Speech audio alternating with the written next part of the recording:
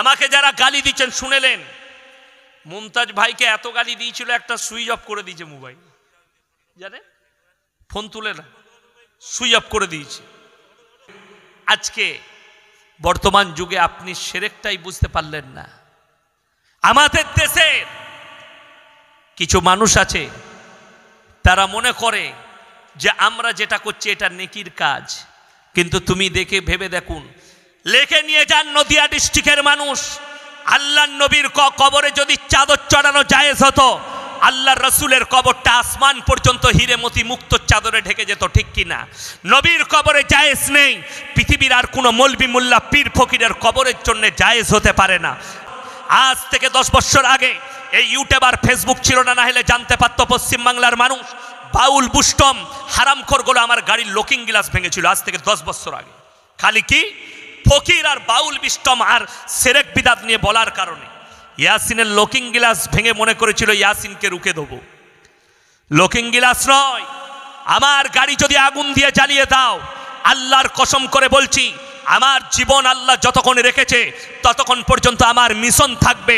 আমি নিয়ত করেছি, যারা ফেসবুকে গালি দিচ্ছ, আমার নামে মিথ্যা অপপ্রচার করছো, আমার নামে আমাকে যারা চোর দাগাবাজ যাই বলছো বলো, মানুষ হক বুঝতে চেনেছে, তোদের পাগড়ি খুলেছি, এরপর আমি তোদের মাজারগুলো ঘুরাবো ইনশাল্লাহ। সকলে জোরে বলো ইনশাল্লাহ। এই মাজারের ব্যবসা বন্ধ হবে, রেহাই নেই। তোমরা যতই চেষ্টা করো গালি দাও, গালি দিয়ে ইয়াসিনকে দাবানো যাবে না, আমাকে চোর বলে দাবানো যাবে না। ফোন করে গালি দিয়ে, আমি এমন একটা বক্তা, আমার ফোনে কিন্তু সুইচ অফ পাবেন না। নম্বর নেবেন, নম্বর ফেসবুক আর ইউটিউবে পেয়ে যাবেন। যদি বলেন বলে দেন, আমি নম্বর বলে দিচ্ছি। যারা গাল দিতে চান তাদের ফোন আমি তুলি, যারা আমাকে দোয়া দেয় তাদের ফোন আমি তুলি, যারা গালি দেয় তাদের লেগে দোয়া করি, আল্লাহ তুমি এদিকে হিদায়েত দাও। এই ছাড়া আমার কাছে ভাষা নেই। দ্বিতীয়, এই গাড়িতে আসছিলাম, একটা ছেলে মেদিনীপুরের বাড়ি, বললে আমি সাউদ সিদ্দিকির ভক্ত, তুমি বলেছো সাউদ সিদ্দিকি তালিমুল ইসলাম বইটা পড়তে পারবে না।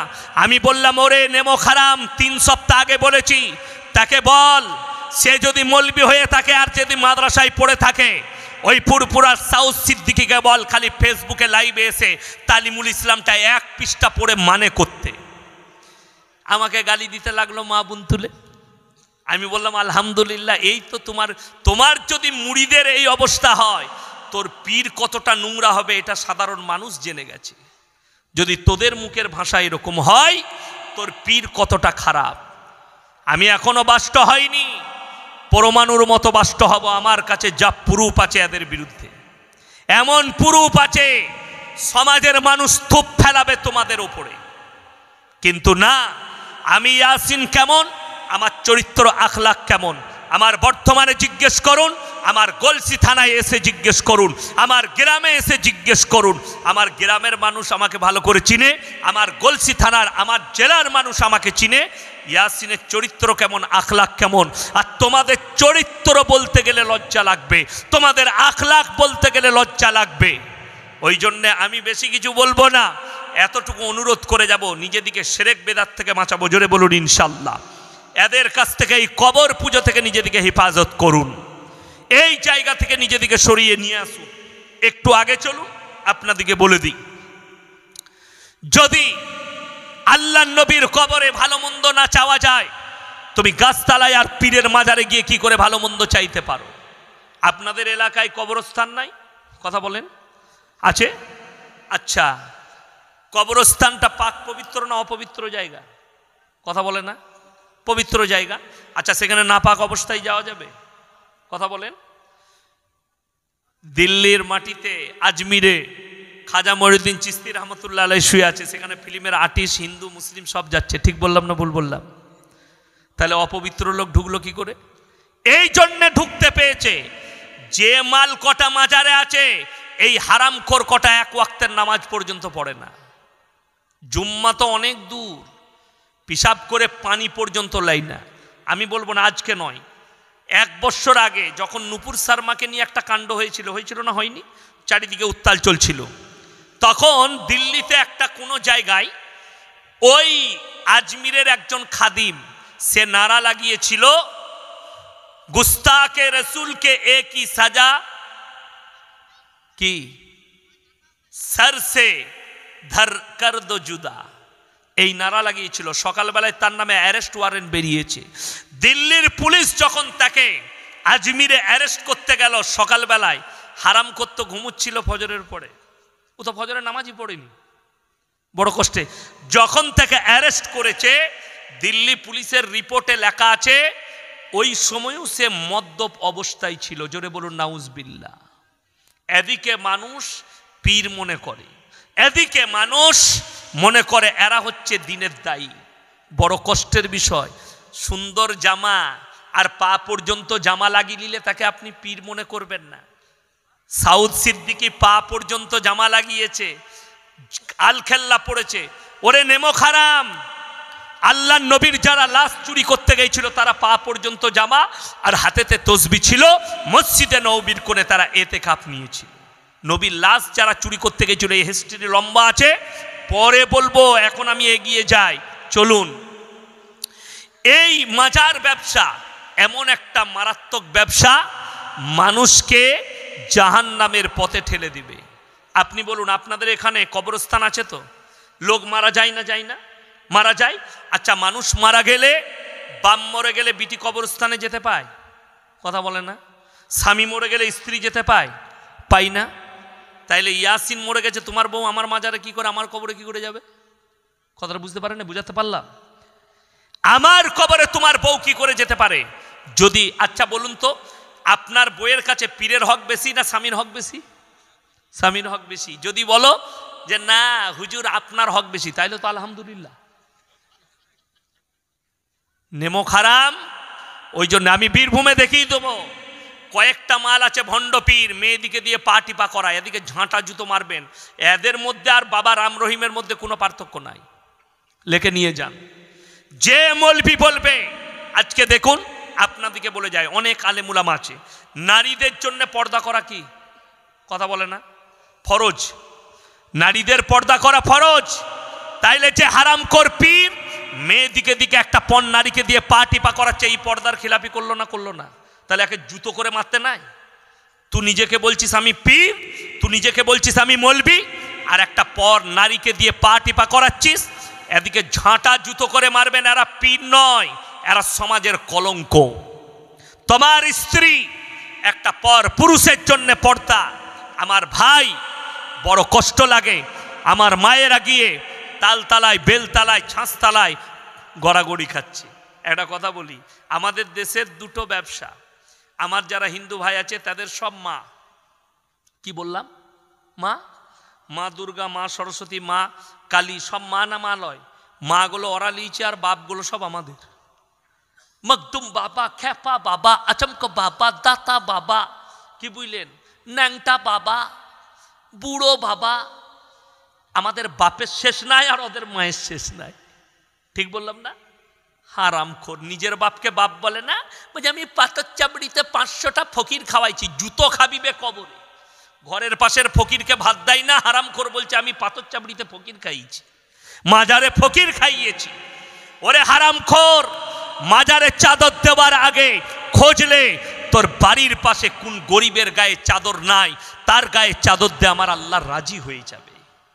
যে মারা গেছে তার চাদরের প্রয়োজন নাই, প্রয়োজন আছে যে জীবিত আছে তার। ঠিক কিনা কথা বলেন? প্রয়োজন কার? যে বেঁচে আছে তার। যে মারা গেছে তার তাবিজের প্রয়োজন নাই। আর আপনি ভেবেছেন যে মারা গেছে তার তাবিজের, তার চাদরের প্রয়োজন আছে। নাউজবিল্লাহ। কবরে চাদর চড়ানো জায়েজ নেই, কবরে ফুল দেওয়া জায়েজ নেই, কবরে আগরবাতি দেওয়া, মোমবাতি দেওয়া জায়েজ নেই। আমার বড় কষ্ট লাগে, बिहारेर एकजन गुटखाखोर बक्ता बोलছে ये अगरबत्ती, ये मोमबत्ती, ये नियाज, ये कबर, ये चद्दर, ये सिरनी, ये अगरबत्ती, ये क्या है? लोग कहता है ये नाजायज है। क्यों नाजायज है? रसूल के जमाने में नहीं था, तो रसूल के जमाने में तो आप भी नहीं थे, तो आप भी नाजायज है का? আমি বললাম এর থেকে বড় গুটখাখোর কেউ আছে? মানুষ হালাল ভাবে নিকার সঙ্গে জন্ম নিলে হালাল না হারাম? হালাল। তুমি যেটা করছো শরীয়ত মনে করে, আমরা শরীয়ত মনে করে, করে না? করে না। আচ্ছা, যে কবর পুজো করছে শরীয়ত মনে করে না? করে না? শরীয়ত মনে করছে, যে আগরবাতি দিচ্ছে, মোমবাতি দিচ্ছে, এরা শরীয়ত মনে করে। আমাদের দেশে তো এই সামনে শবে বরাত আসবে, মাঘ মাসের পরেই ফাল্গুন মাসে, ঠিক কিনা? এই শবে বরাতের সময় বাবারে, আপনাদের এখানে হয় না? হাওড়া, হুগলি, 2 24 পরগনা, মেদিনীপুর, আমাদের আবার বর্ধমানে অনেক গ্রামে কি করে জানেন? হালুয়া রুটি, আবার বলে গোটা ঘরে, ছেলেদিকে বলে মোমবাতি দে, দাদিরা আবার পয়সা দেয়, বোম নিয়ে এসে ফাটা, তোর দাদু কবরে ঘুমিয়ে গেলে জেগে যাবে। তাহলে গ্রামে মনে হচ্ছে জানো অ্যারাডোমে বোম ফুটছে, যুদ্ধ চলছে আমেরিকা, দাঁড়াম দুরুম ফাটাম ফুটু। দাদি কি বলছে জানেন? গোটা ঘরে মোমবাতি জ্বালা। বললে কেন?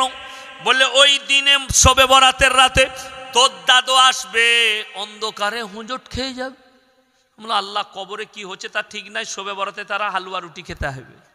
কি বুঝলেন? আর কি করেছে? ঘরেতে এক জায়গায় ভালো করে এগনেতে রুটি আর হালুয়া রেখেছে। বলে কে খাবে গো দাদি? বললে খাবে তোর দাদু। এরা সব ঘরের ভেতরে এসে কুকুরে খাচ্ছে। হ্যাঁ, খেয়ে চেঁচে পুচে চলে গেছে। বলে দেখলি তোর দাদু শূন্য তাদাই করে খেয়ে গেছে। আল্লাহ, কুকুরটাও দাদু হলো। কুকুর মনে মনে ভাববে ভালো হয়েছে আমি একটা দাদু সাজতে পেরেছি। এদের হাল সেই। মরা মানুষ কখনো খাবার খায়? কথা বলেন, নাউজবিল্লাহ বলেন। এর থেকে দুঃখ রাখার জায়গা কিছু নাই। এই আকীদা যাদের আছে, আমি একটা জলসা আমার অনেক দিন আগে শুনেছেন আমার এলাকায়, কি বুঝলেন?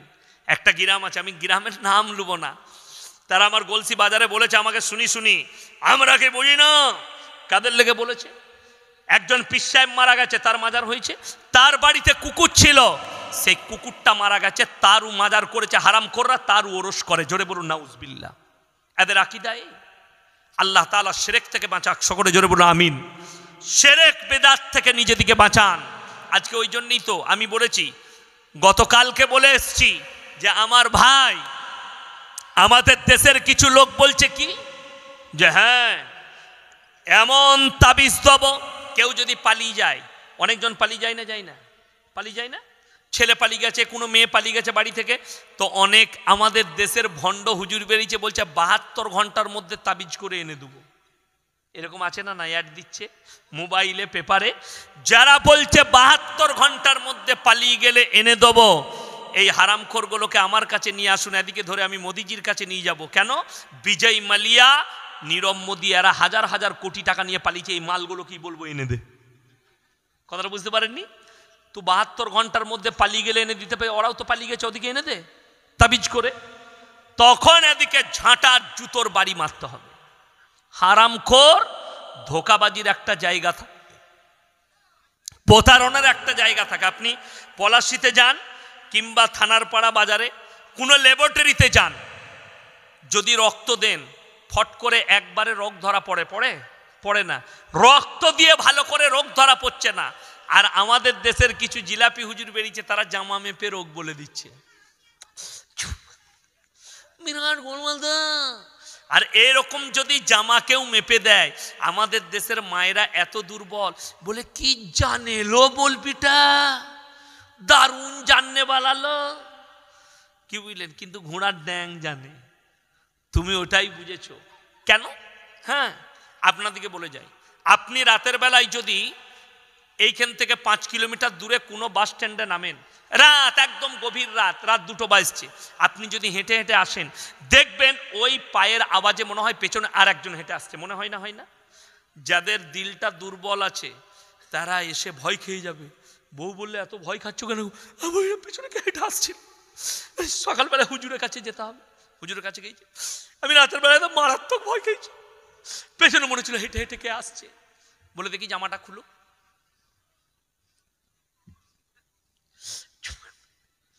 ওরে বাপরে, জেনের 6টা। তো আমরা ভাবি জেনের গায়েতে আয়না আছে নাকি 6টা মেরেছে।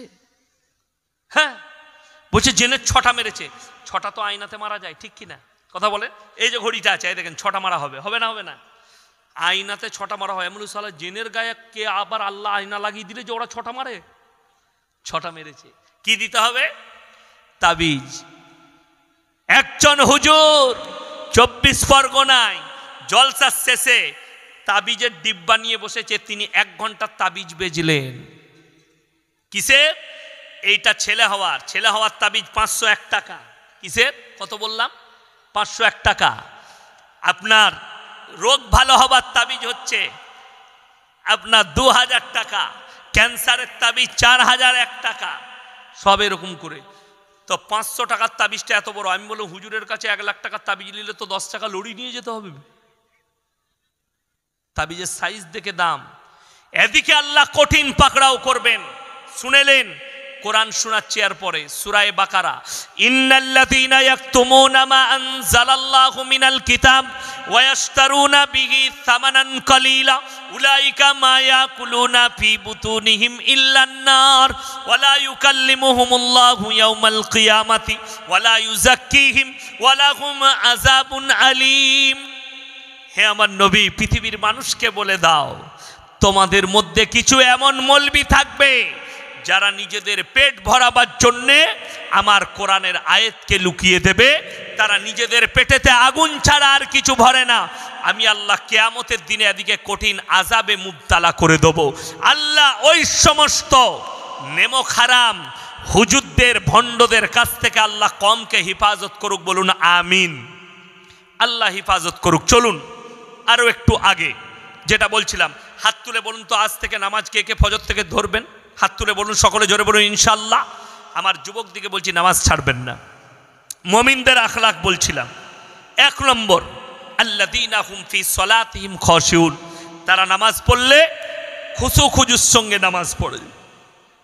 ওয়াল্লাযীনা হুম قد أفلح المؤمنون الذين هم في صلاتهم خاشعون والذين هم عن اللغو معرضون, এবং তারা নিজেদিকে গুনাহ কাটা থেকে বঞ্চিত রাখে। সবাই পাপ মুক্ত জীবন গড়ব, জোরে বলুন ইনশাআল্লাহ। আমার মুসলমান ভাই, সুদ হারাম, সুদ খাবেন না। দাড়ি মারা হারাম, দাড়ি মারবেন না। লোকের সম্পত্তি মারা হারাম, মারবেন না। লোকের হক মারা হারাম, মারবেন না। ঘুষ দেওয়া নেওয়া হারাম, খাবেনও না আর দিবেনও না। শুধু তাই নয় আমার মুসলমান ভাই, একটা কথা মাথায় রাখবেন ভালো করে, আল্লাহর কাছে দোয়া করবেন, আল্লাহ পাপ মুক্ত জীবন গড়ার তৌফিক দান করো। বলুন আমিন। আল্লাহ আমাদেরকে পাপ মুক্ত জীবন গড়ার তৌফিক দান করুক।